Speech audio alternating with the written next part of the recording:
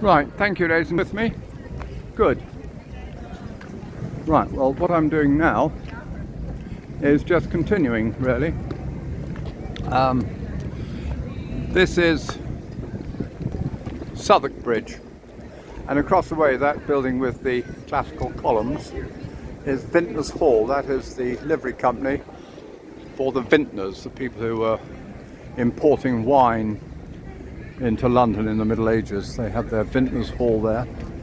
And then you have the Southwark Bridge.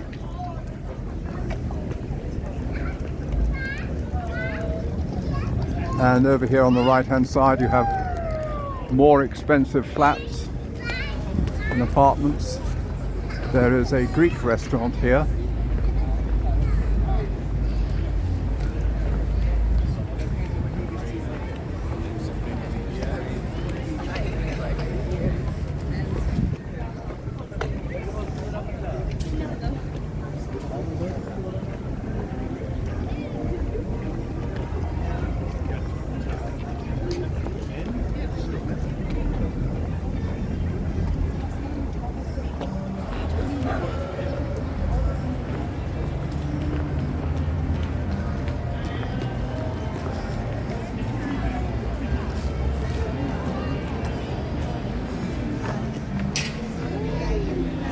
Right, Pret a Manger, you see plenty of those around. I'm just going to make my way down here. Where we go, 1, 2. And then what I do is I go underneath the arches of a bridge.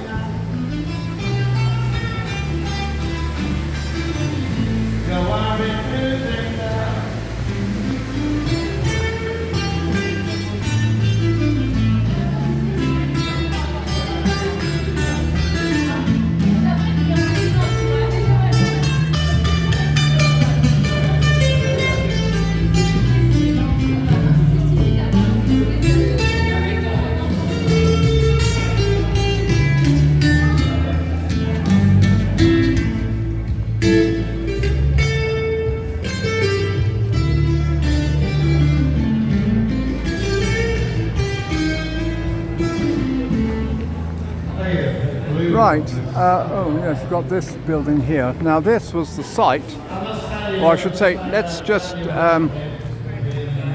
we won't go too far down here, but somewhere down here is the original site. No, I won't go all the way down here, actually I don't think it's such a clever idea after all.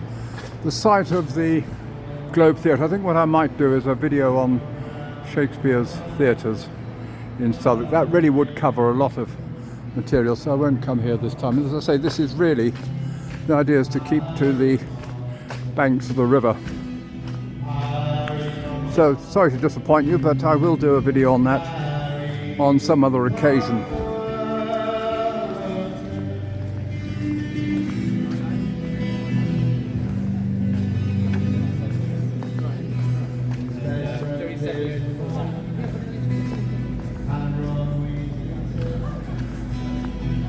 This is, next bridge along is Cannon Street Rail Bridge.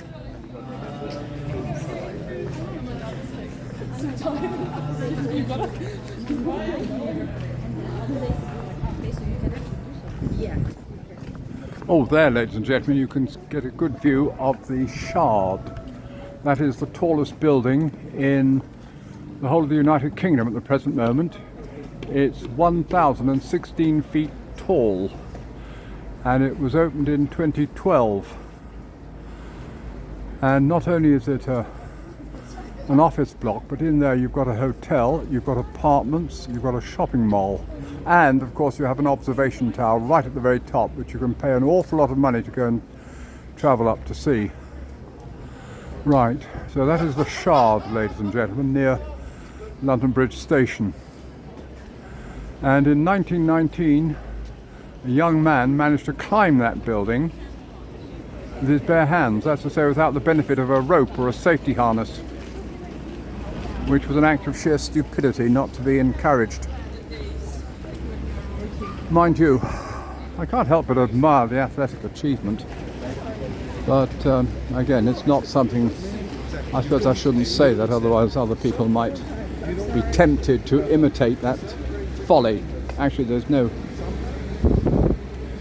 special merit in being the second or the third or the fourth person to climb up the Shard. Once you've done it once, it can never really be done again. Not that it's the same sort of command, the same sort of admiration. I don't want to encourage people to climb up the Shard, because I don't think everyone is an expert at climbing, and the chances are very likely that you'll fall and kill yourself, and you might, what's worse, you might actually fall on top of somebody else and kill them. So I am not encouraging it. Right. Now here, over on the right, oh hang on, there's been here, that's, somebody has got all the archaeology of this particular site. This is what happens. Yes, you could do this. This is something else I should point out. You've got the foreshore, the beaches along the banks of the River Thames at low tide, and they sort of wash up all sorts of stuff from hundreds of years ago, including arrowheads, Roman lamps, bits of Anglo-Saxon pottery, a bit of medieval pottery, all the stuff, the rubbish that they usually used to throw away, washes up, and it's kept on the banks of the River Thames. Now here, this pub is called the Anchor, and it's a very, very old establishment. Samuel Pepys, the diarist, records that during the Great Fire of London in 1666, he came here to watch London burn to the ground. But I say it was opened long before that, 1616, if memory serves. Not my own memory, of course. If I read it as being 1616. But it's been rebuilt several times, so exactly, you can't really sort of ask how old is this pub, because it's been rebuilt so many different times. I'm pretty certain there was one on the site long before. Oh, now hang on, there was a,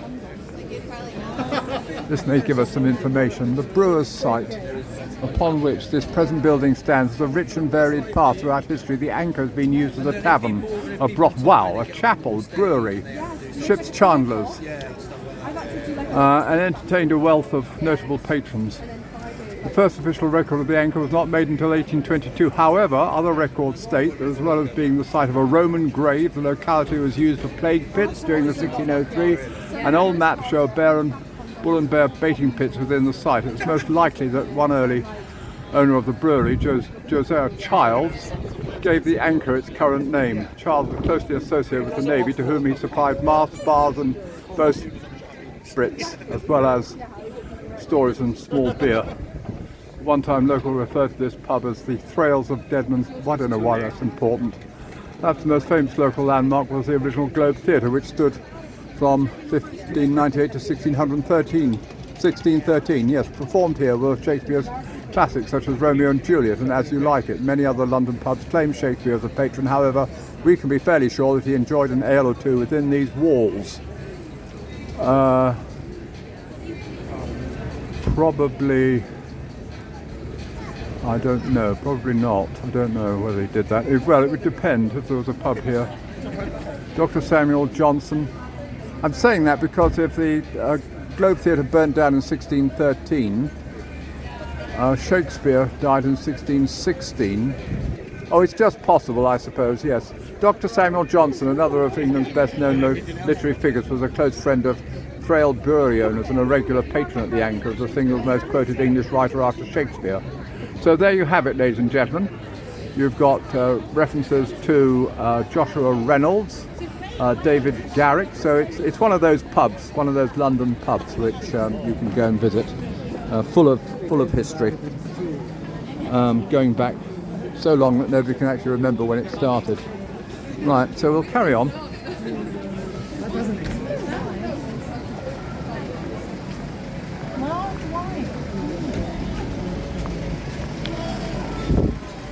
What we're doing now is we're approaching the site of the Clink.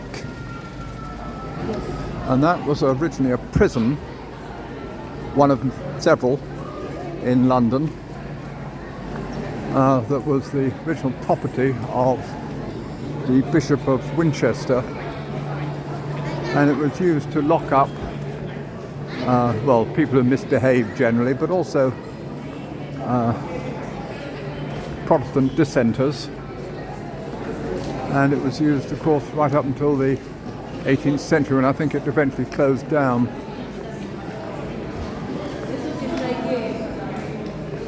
What they've got here is the Clink Prison Museum, so you can actually go into the grounds of this ancient prison.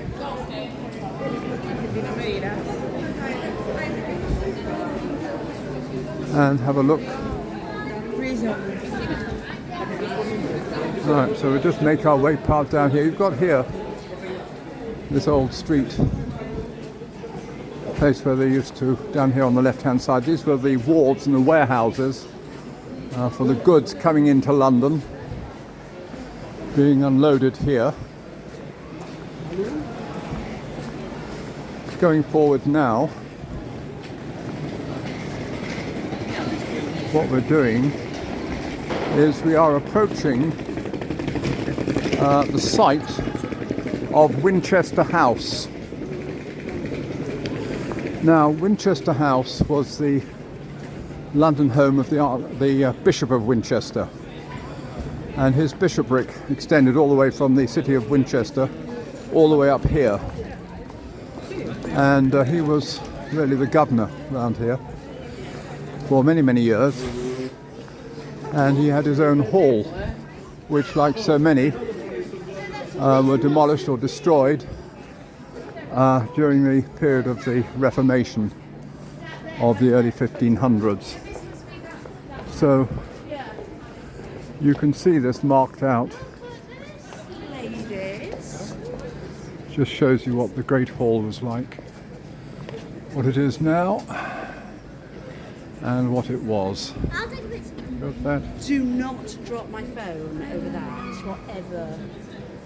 Yeah, you just don't see it. The ruins that remain of the palace of the Bishops of Winchester. Founded in the 12th century by Bishop Henry de Blois, brother of King Stephen, the palace was built to comfortably house the bishops when staying in London. Right, so there you have it. Right, down there. It's actually also the site of a very important Roman villa, which is quite likely to have been the villa of the imperial procurator during Roman times. So in Roman times Roman Britain was governed by two important people. You had the governor of Britain, who was living in London, and I believe the governor's palace was close by Leadenhall Market. What am I doing? Hang on. That's just me. That's right. I think that let's start again. Roman Britain was governed by two important people. Okay, so you had the governor of Britain, who lived in London and lived in a massive house very close to Leadenhall Market, under what is now the Lloyd's building. That's where the governor lived. And here, the procurator, he was the man who was responsible for gathering all the taxes. He lived here, I reckon, in a very large palatial villa, which eventually became the grounds of Winchester Palace. That's my theory anyway. We'll move on. Now then, here, as we go forward, we come to the reconstruction of the Golden Hind. This was the ship, or a model of the ship that was used by Sir Francis Drake to circumnavigate the globe in the 1580s, as I recall my history book saying. So he made us what they call travel, 1580, 1579, 1578, 79. So he travelled in a boat like this And you'll see what he did is he sailed out and then he went round the Horn, the tip of southern America, all the way up again. He landed in what is now California and then claimed California for the English crown. And then he sailed on across the Pacific into what are now Indonesia. He somehow missed Australia, crossed over the Indian Ocean, then went up the western side of Africa. So, yes, that was quite an extraordinary journey in a ship that was certainly no larger than this one, which you can go and see if you have the mind to do so. Right, let's have a look. Here we have it.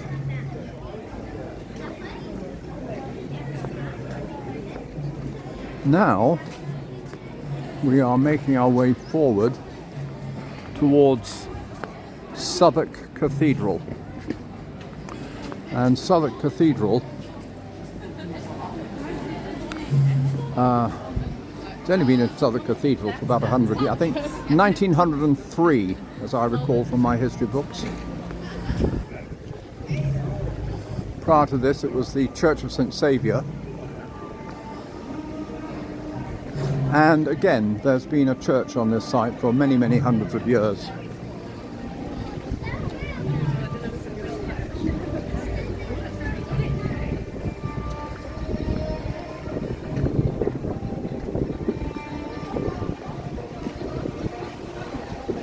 Well, there are several interesting people who are buried here, one of whom was Edmund Shakespeare, the younger brother of William Shakespeare, so that implies that William Shakespeare would have worshipped at this church. It makes sense since the Globe Theatre wasn't so far away after all.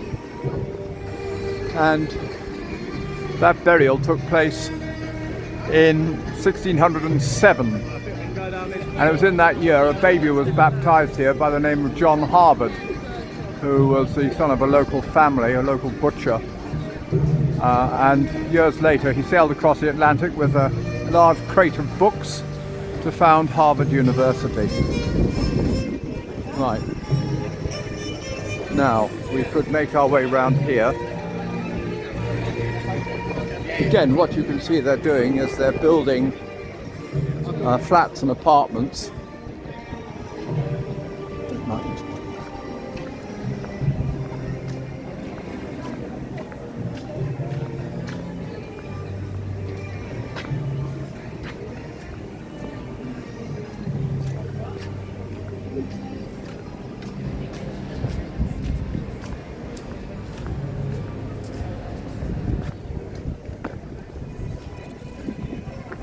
Oh, I don't know whether there's a way through here.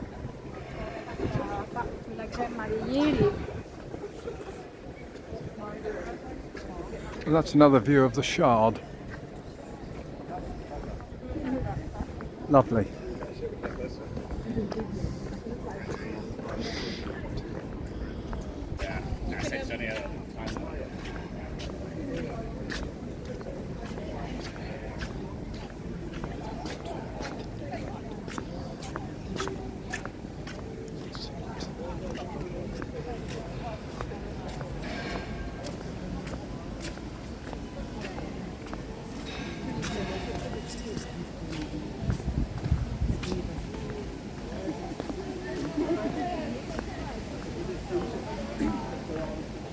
Right, now ahead of us we have one of the arches of Old London Bridge. I say Old London Bridge. It's a London Bridge dating from 1832 that was taken down in the late 60s and then rebuilt in Lake Havasu in Arizona. And replaced with modern London Bridge. Now, what am I going to do? I think what I will do is I'll make my way up Nancy Stairs. If you are familiar with the Charles Dickens story of Oliver Twist, you'll know that Nancy who betrays Bill Sykes, agrees to meet a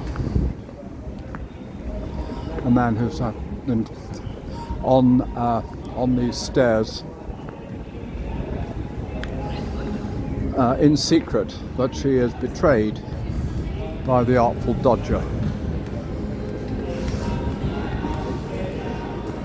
to Bill Sykes. Right, so we'll just make our way up here.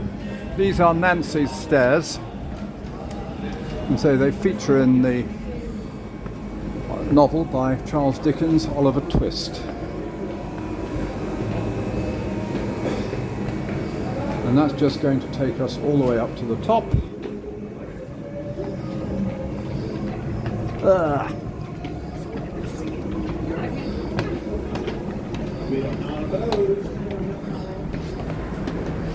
Right.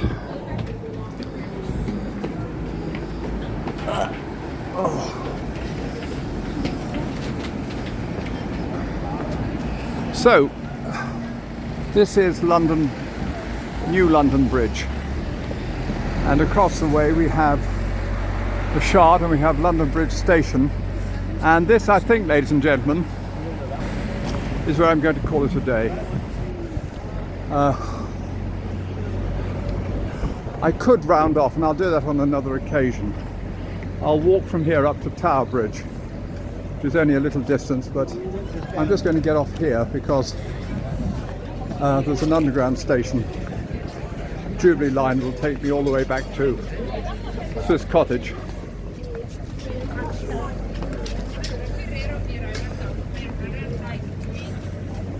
So,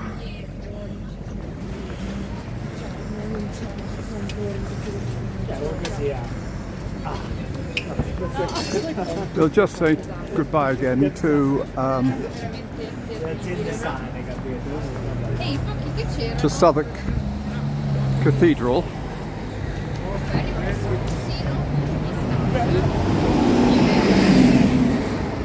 which is over here on the right hand side. And it's also worth noting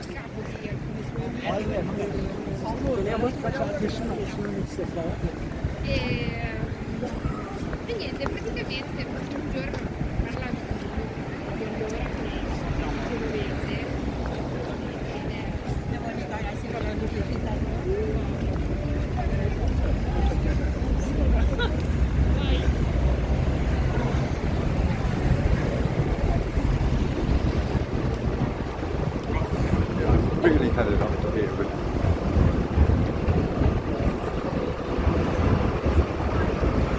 now the other thing to note, I'll tell you what, we'll go into Borough Market. I just want to show you Borough Market.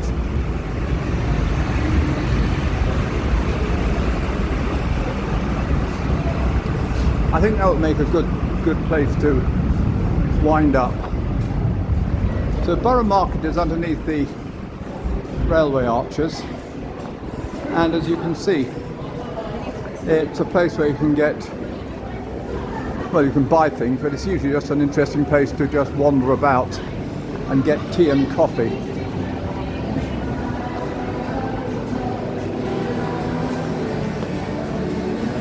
So there's been a market on this site, certainly going back to the Middle Ages, quite possibly since Roman times.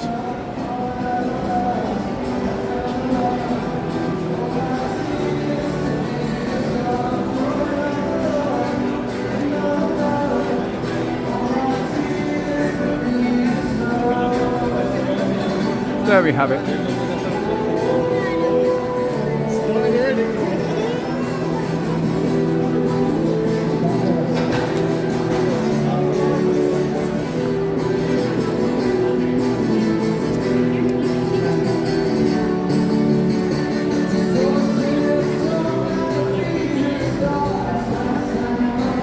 Right.